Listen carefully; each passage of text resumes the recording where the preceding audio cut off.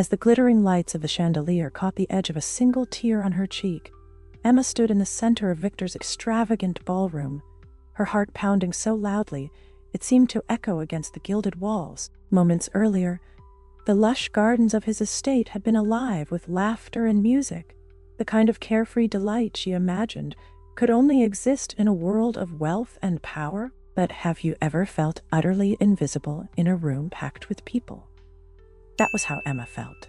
Until now, until this very instant, when the laughter that had once drowned her out was about to transform into a spark lighting her path towards something she never thought possible. If you're as curious as she once was about how a single act of courage can ignite profound change, tap the like button and join Emma on this unforgettable journey. From her vantage point by the marble columns, Emma struggled to keep her composure. She had spent years working silently in this mansion, gliding through corridors and polishing floors that gleamed under the weight of Victor's fortune. In the distance, she heard his dismissive laugh, a laughter she once believed could diminish every word she dared to speak. Yet tonight, standing amid the swirling gowns and whispered gossip, she felt an unspoken resolve forming within her, like a distant storm preparing to break. No one in this crowd knew how her days truly unfolded. They couldn't imagine her early mornings and sleepless nights, or the way she carefully balanced trays while mentally juggling her mother's mounting hospital bills.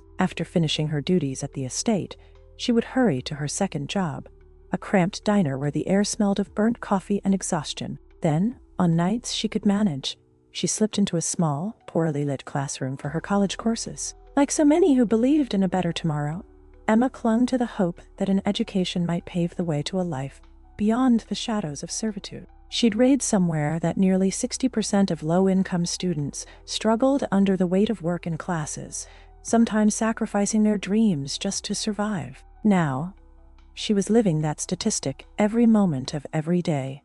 Her neighbor, Harold, was the sole person who seemed to notice her quiet determination. He would greet her each evening with a sympathetic nod as she returned home, arms full of textbooks and groceries. Over time, he offered to help her study. Together, hunched over wobbly chairs in his modest apartment, they pored over course material and reviewed practice exams. Those moments gave Emma a small spark of hope, like a flicker of light in a sealed vault.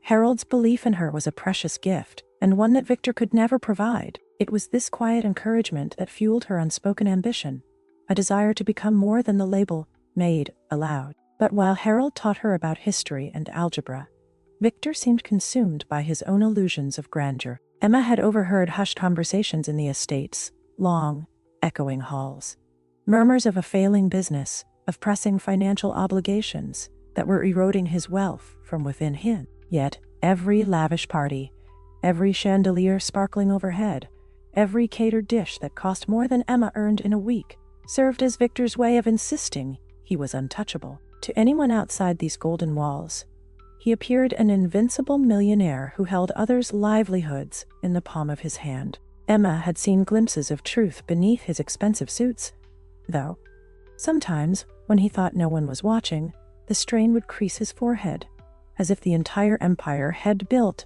hovered on the brink of collapse. They lived parallel lives under the same roof, two stories set in vastly different realities. Emma's quiet, relentless climb from poverty intersected with Victor's precarious downfall from power, though neither fully recognized the potential collision course. With each passing day, fate twisted their paths tighter together, until it felt like an invisible thread tethered them to one inevitable moment. The night of the grand ball. On that fateful evening, Emma stood at the entrance to the grand hall, holding her breath as swirling clusters of well-dressed guests swept past her. The clinking of champagne glasses and the soft hum of an elegant string quartet draped the atmosphere in an air of opulence. Her palms felt clammy against the crisp folds of her uniform, and a sense of dread mingled with the electric possibility of something remarkable. This was the evening Harold had urged her to attend, not just as a maid serving drinks, but as a woman prepared to step from the shadows. In hushed conversations late at night, Harold had given her courage. "You've got every right to dream," he'd said.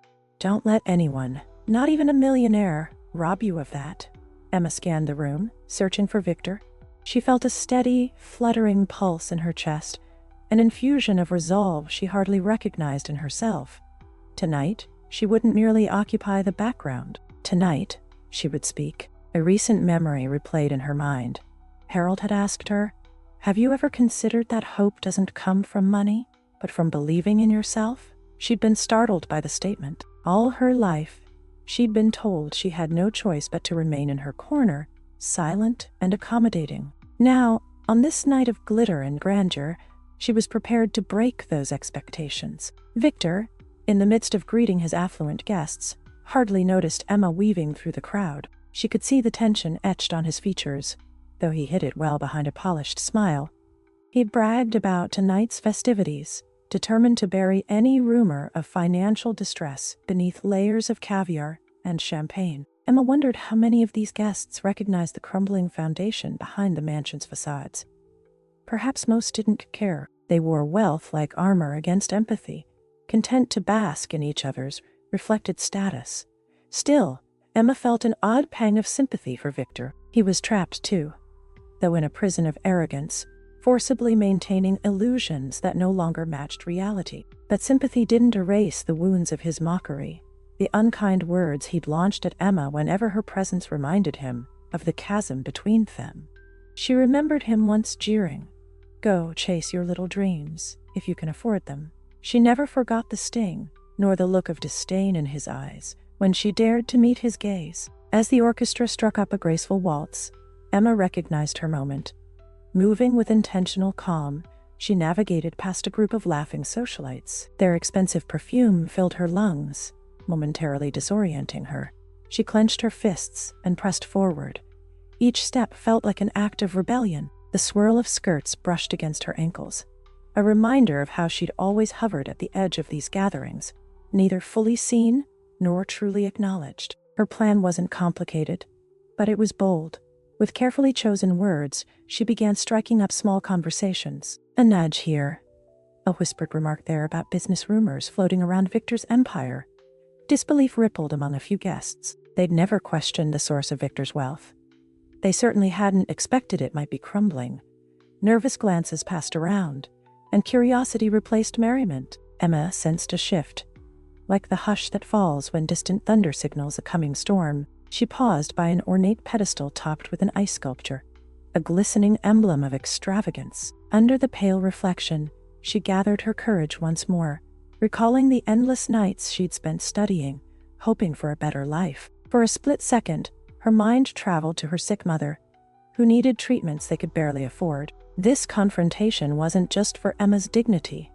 It was for every sacrifice she'd made to support her family, for every diminishing hour of sleep, for every pang of hunger she'd endured to pay a tuition bill. When she spotted Victor at the far end of the hall, engrossed in a conversation with two influential investors, she steadied her breath. The tension in her gut felt like a coiled spring. One part of her screamed that this was madness. Who was she to challenge him here, in his domain, beneath the luminous glow of a celebration meant to uphold his power? Another part of her bristled with determination, remembering all the times she'd been told she didn't belong in such refined spaces.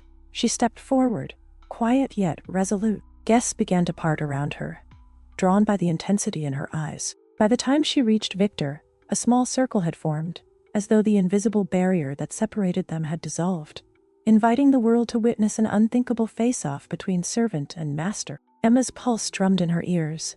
"Victor," she began, voice trembling but clear, "you once told me I could never afford to dream, but dreams aren't bought, they're earned." Her words resonated across the hush that settled over the onlookers. In that silence, she could almost hear her heart pounding its own war cry. A flicker of confusion appeared on Victor's face. Then, the corner of his mouth twitched into a mocking half-smile, as if trying to maintain the upper hand. This time, however, the crowd wasn't laughing with him. They were leaning in, waiting. She pressed on, breath catching in her throat. "I know the empire you boast about is cracking under its own weight. And I know you don't see people like me, people who serve you day and night, as anything more than accessories to your lifestyle. But for all your money, you never truly understood what it takes to stay alive when everything is against you. A soft gasp rippled through the onlookers. Perhaps they had come expecting a night of opulence and gossip. But not this. Not a confrontation that tore at the foundations of wealth and class. Somewhere in the crowd, someone set down a champagne glass, its stem clinking against the marble floor. Emma's voice grew steadier with each word, fueled by every slight and humiliation she had quietly endured. Victor stared at her, his cheeks flushing. Whether from rage or realization, Emma couldn't tell. His carefully rehearsed expressions of confidence faltered. She caught the shifting glances of the guests. Some wore shock, others fascination, and a few flickered with empathy. The strings of the waltz played on in the background, surreal and out of place amid the tension crackling in the air. Then Emma did something she never dreamed she would dreamed. She lifted her chin, met his gaze, and bared her vulnerability for the entire assembly to witness. I've struggled more in a day than some people do in a month, balancing multiple jobs, caring for a sick mother, trying to study at night, all while serving those who look through me as if I'm not even here. Her voice cracked, betraying the depth of her exhaustion. And yet, here I am, speaking in your hall, proving that my dreams won't die in silence? With every syllable, Emma felt an unexpected surge of power course through her veins. This wasn't about humiliating Victor. It was about claiming a voice she'd been denied for too long, about reminding herself that her future would not be defined by the wealth of another. She had braced for laughter or condemnation, but none came. The hush deepened, and she could sense a collective pause. A moment where old hierarchies began to tilt. She could almost read Victor's thoughts in the micro-expressions on his face. He was cornered, uncertain. Gone was the easy, dismissive smirk. Gone was the unshakable belief that money inoculated him against confrontation. Emma waited, bracing herself for his retaliation. But what she saw instead was an unsteady flicker of something akin to regret, or perhaps fear, lurking beneath his fury. When he finally spoke, his voice wavered, just enough for Emma to notice. He began, before clearing his throat. I never realized the depth of what people like you, go through. Murmurs swept the circle of onlookers. A moment earlier, he'd been the untouchable millionaire. Now, he looked almost ordinary. A man struggling with the sudden collapse of a carefully built persona. In a way, Emma pitied him. She remembered Harold's words about empathy and how, sometimes, the fastest road to transformation was a painful fall. Perhaps Victor was on the brink of his. Still, she refused to yield to pity alone. Her dignity demanded more than that. It was how you used it to belittle those of us who had no choice but to serve you. I have dreams, Victor, and I won't let them be mocked anymore. A new wave of whispers swelled through the crowd. This was their entertainment now, but also an undeniable confrontation with values they rarely examined. Emma's cheeks burned under the collective gaze, yet she stood firm, an unwavering pillar against the tide of doubt. Victor's eyes flickered from one guest to another, as if searching for an escape route. But all he saw were curious stares, no outstretched hand offering to save him from the awkwardness. At last, he exhaled, a slow, shuddering breath. I understand, he managed, though the words sounded foreign on his tongue. I never meant to. I didn't know. Emma sensed a shift in his voice, a trembling that suggested genuine humility, or perhaps shame. Could a man so accustomed to power truly be brought to a moment of reckoning? She remained silent, letting the weight of his admission settle. In that quiet space, she felt the tension in the room hold an unspoken question. Would Victor choose redemption, or would this humiliation harden his heart further? Then, out of the corner of her eye, she noticed the way the guests were exchanging glances, their expressions torn between the spectacle they'd just witnessed and a deeper sense of introspection. This was more than gossip or a dramatic show. It was a window into the glaring inequalities they collectively perpetuated. Emma caught a glimpse of an older woman dabbing tears from the corner of her eye. Another man stood with his arms crossed, his brow furrowed in uncertainty. For a second, Emma realized she wasn't alone in feeling invisible. She swallowed, her throat dry. Maybe you can't fix what you've done, she said softly, but you can change what you do next. Her words seemed to echo across the marble floor, reverberating through the stunned crowd. It was an invitation, one that went beyond the immediate confrontation, beckoning him toward a path he'd likely never considered, a path of genuine understanding. In the hush that followed, Emma thought back to her mother in that small hospital room, to her ragged textbooks stacked on a rickety bedside table, to the countless nights she'd quietly endured Victor's jabs about her insignificance. She wondered how many people across the globe shared her struggles. Countless souls, overshadowed by systems of privilege that refused to see them. And in the midst of that thought, she felt something new take root within her. An unshakable conviction that her life's worth was not determined by the opinions of those with deeper pockets. In the corner, the music waned, the waltz shifting into a softer melody that seemed to reflect the room's pensive mood. Emma took a moment to look around, absorbing the uncertain gazes, the hush of voices that had once laughed so freely. She felt a gentle push within herself, the knowledge that she had started something. Maybe small, maybe monumental, but definitely something different from the silent acceptance of the past. "I'm sorry," Victor finally said, voice hushed. The words fell into the stillness like pebbles dropping into a deep well. Whether Emma could trust those words remained to be seen, but the vulnerability in his expression suggested he was at least beginning to see the damage he had caused. He glanced around at the crowd, his arrogance visibly shaken. Maybe I'd had no right to treat you that way. Or, Emma exhaled, a mixture of relief and lingering apprehension. Apologies were easy to speak when one's back was against the wall. What came after? Actions? Real change? Was harder, yet she accepted that. For now, this moment of honest acknowledgement was a start. She recalled Harold, advising her not to let bitterness consume her. "Forgiveness," he had said, "isn't for them. It's for you, so you can move on without their poison in your heart."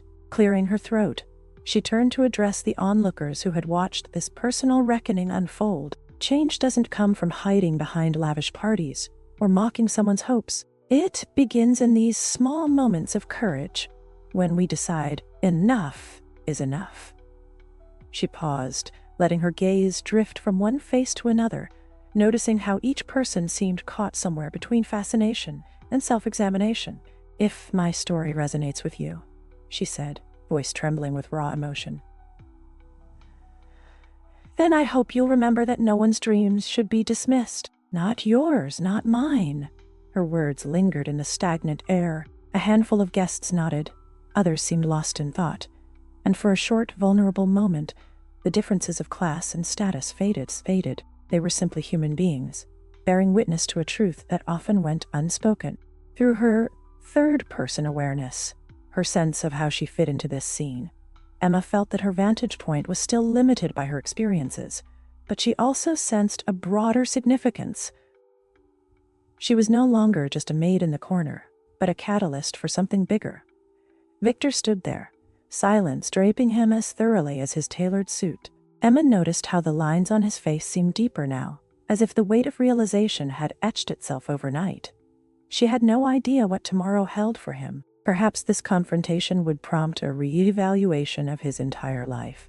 Or perhaps he would awaken tomorrow, consumed by the same pride that once defined him. That choice was not hers to control. All she could control was her own path forward. Gradually, the guests began to murmur again, the tension dissipating into pockets of whispered discussion. Emma caught fragments of conversation. "I never knew she felt that way. Such courage. Do you think there's any truth to the rumors?" It was as though each person recognized that something vital had transpired, something more meaningful than the usual displays of wealth and power. Deep in her chest, Emma felt a swirl of conflicting emotions: triumph, fear, relief, exhaustion. She had spent her entire adult life pushing her needs aside, trying to remain invisible so as not to provoke the wrath of those who could make her life unbearable. Tonight, she'd done the unthinkable. She had stepped out of the shadows, and in doing so, she had proven to herself that she was more than just a background fixture in someone else's story. The final notes of the orchestra drifted into quiet.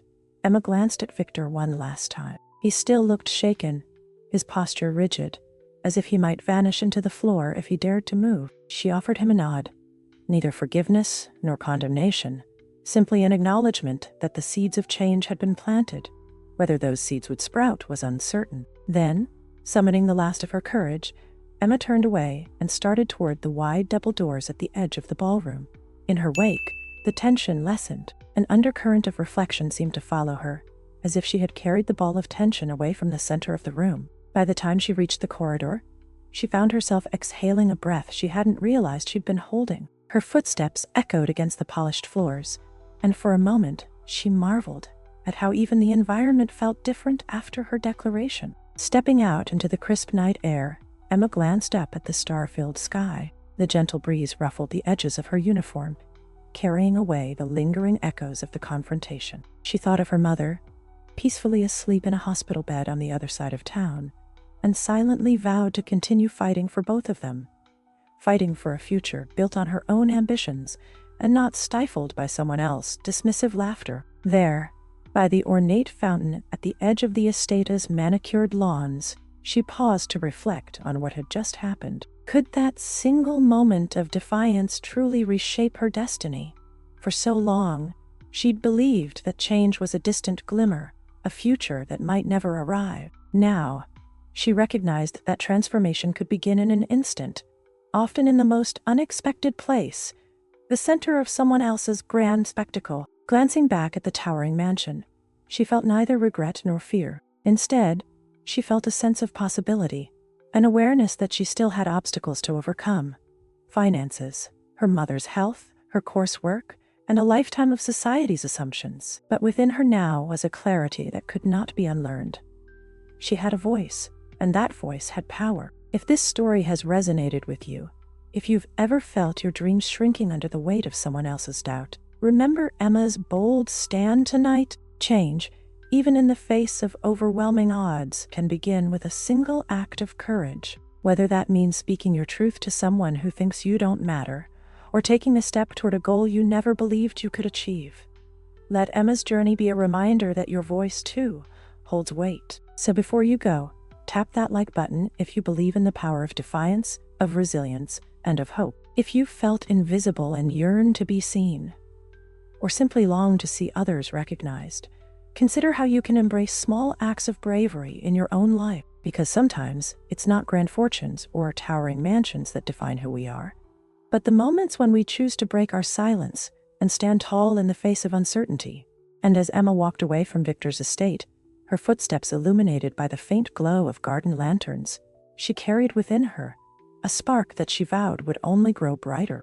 Tomorrow, she would go back to her mother's hospital room, her textbooks, her 2 jobs, but tonight, she had shown herself, and everyone else, that she was never just a maid. She was a person with a dream, a vision, and the courage to face the mocking laughter of those who thought she was invisible. The future, uncertain as it was, now gleamed with possibility. Sometimes, the loudest truths are whispered not in speeches or declarations, but in the quiet steadiness of refusing to be overlooked. Emma believed that her life was no longer confined by the boundaries others set. Stepping out into the dark sky beyond those towering gates, she whispered a silent promise to keep moving forward, to let this triumph be only the first step in a journey defined by resolve rather than resignation. And whether or not Victor ever truly changed, Emma's path was set. She had faced the mocking laughter of a millionaire, and emerged with her dignity, her dreams, and a new understanding of her own power. The night might have ended, but a new chapter in her life had only just begun.